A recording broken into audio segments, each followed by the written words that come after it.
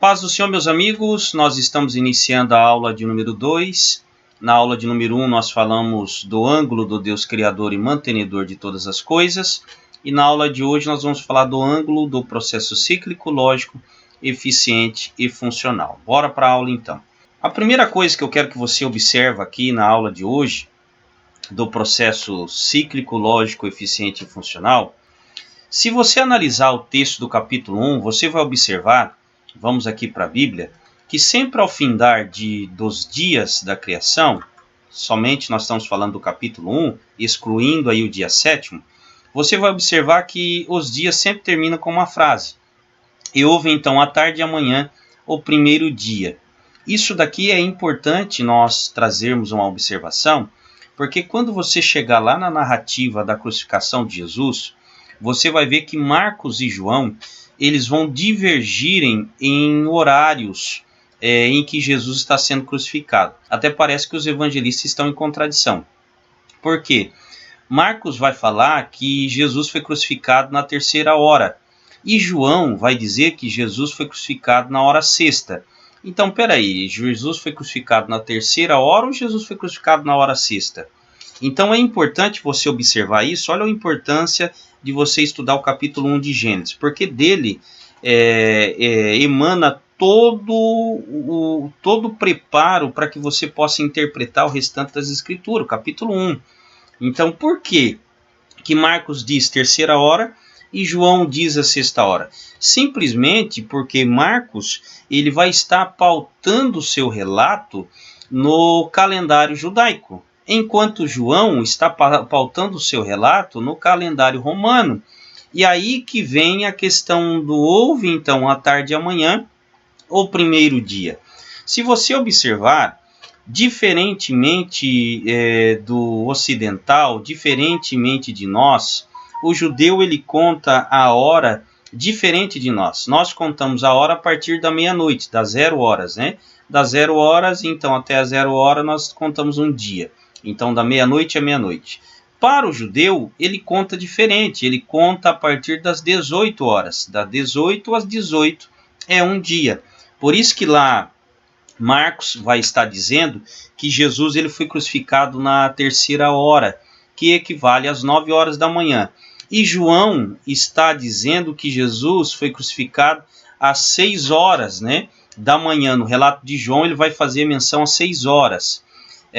Que equivale para nós às 6 horas da manhã. Os dois evangelistas estão certos, que Jesus ele foi preso às 6 e crucificado às 9. Então, ângulos diferentes, falando sobre pontos diferentes e horários diferentes. Então, para você entender, nós contamos da meia-noite à meia-noite, mas os judeus da 18 às 18. Por que o judeu ele conta diferente? Por que eles criaram isso? Por que eles inventaram isso?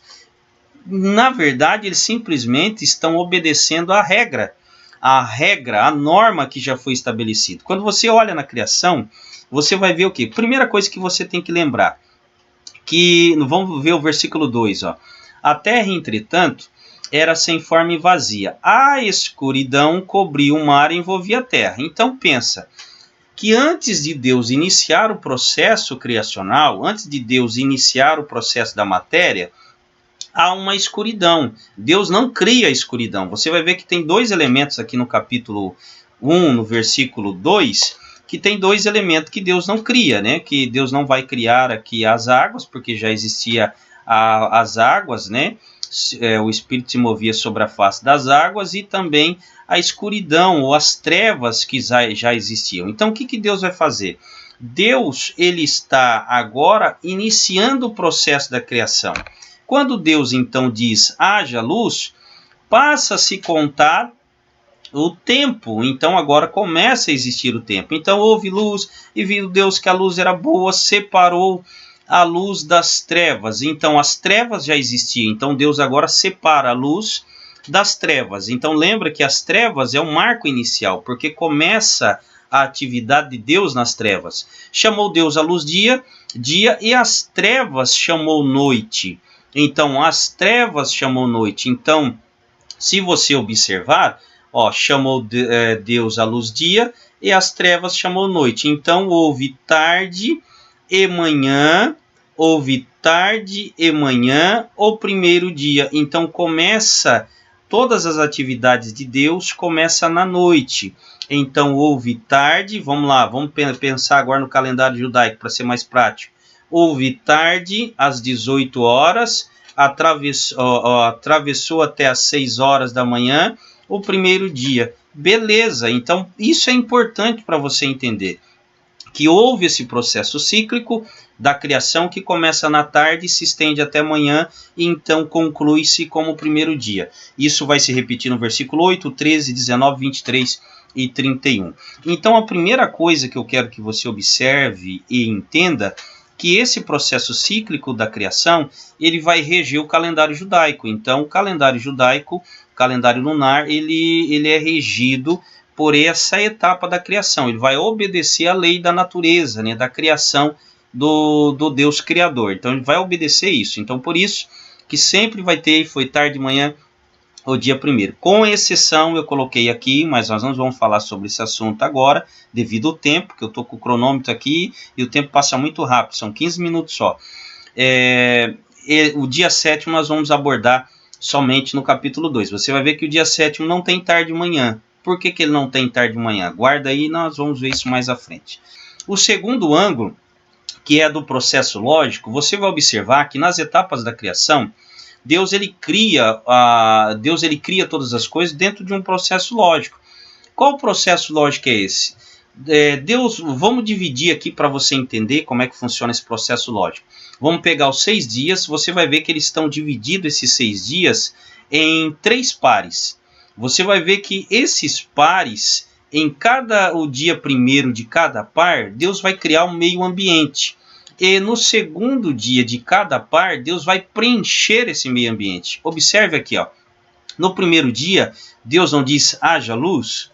Só que no par desse, que forma o par desse primeiro dia, é o quarto. Você vai ver que Deus agora vai pegar essa luz, parece que Deus pega essa luz e Deus compartilha com ela, abastece os luminares, compartilhando a espécie dessa luz para os luminares, para que eles então venham gerar a luz que vai reger, que vai governar o dia e a noite.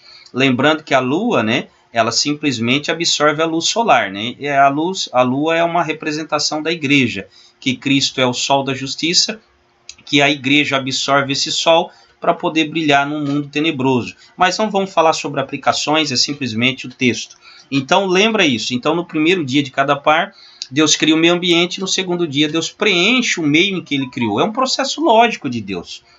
No segundo par, o que Deus vai fazer, né? Deus não vai ali criar uma expansão, e Deus também não vai começar a juntar as águas, e depois, no quinto dia, Deus não cria as aves e os peixes. Então observe que Deus cria o meio ambiente e depois Deus preenche. Assim também foi com a terra, e posterior no terceiro dia e posterior à criação da terra, Deus então vai criar os animais e o homem também. Então tem esse processo lógico de Deus criar um meio ambiente e depois ele vai preencher esse meio que ele criou.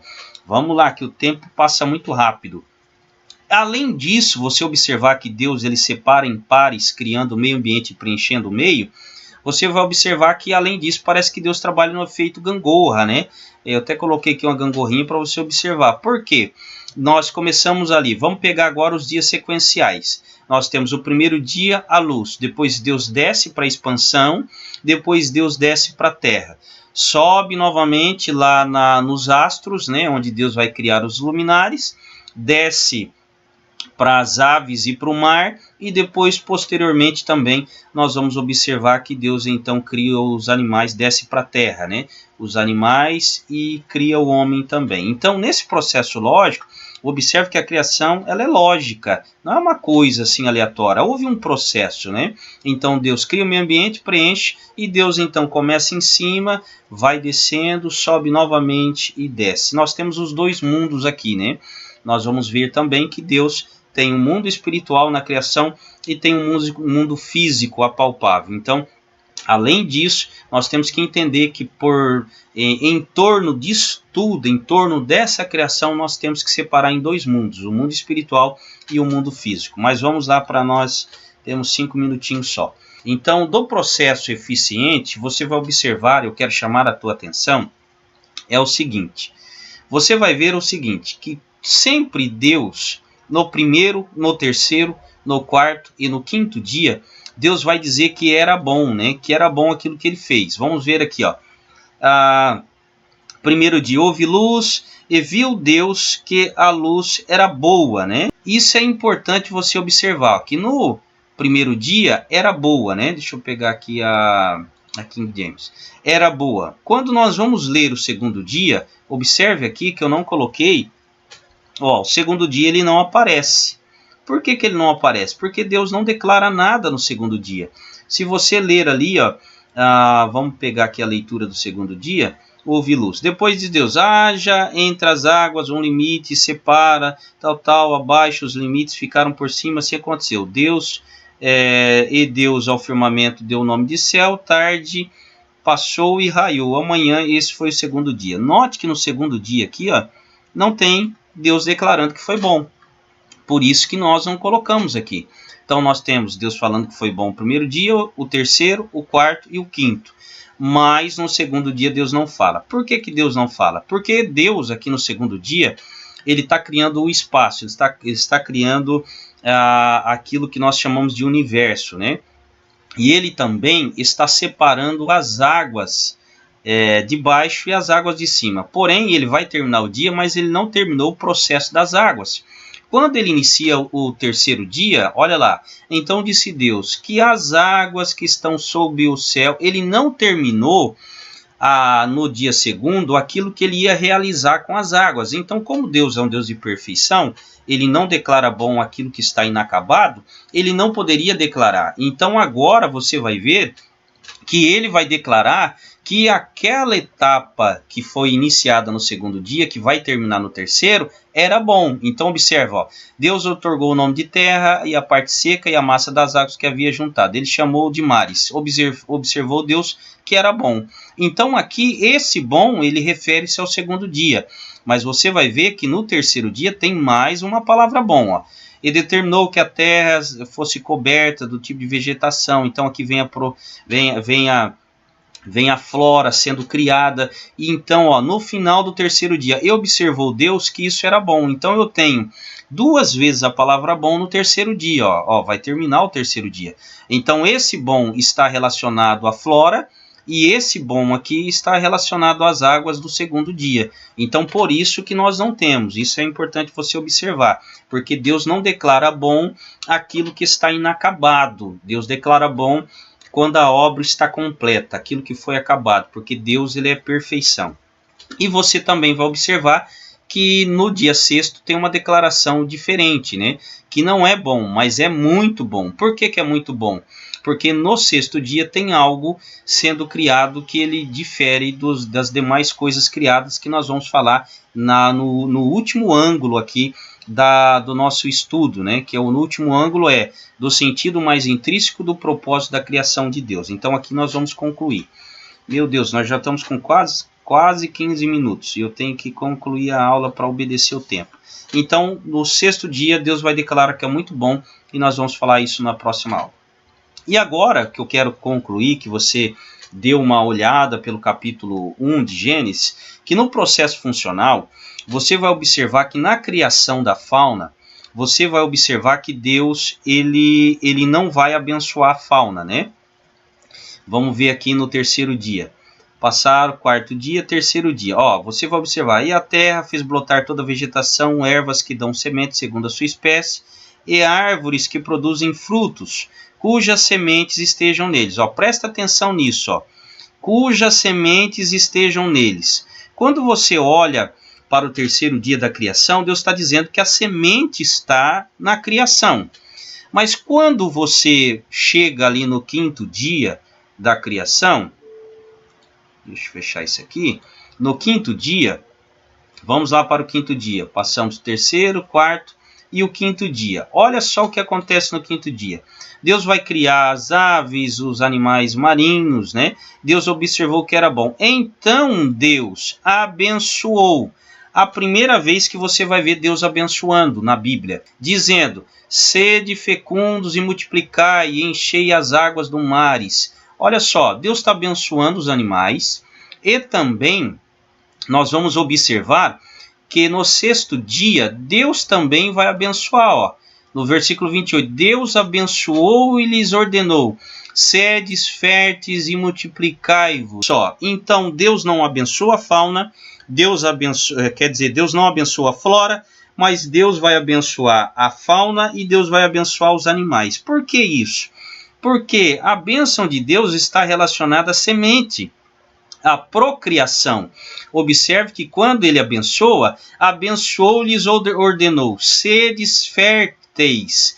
A bênção de Deus está relacionada à fertilidade e à multiplicação. Por isso que para a mulher judia, quando ela não gerava filhos, ela era considerada uma mulher infértil.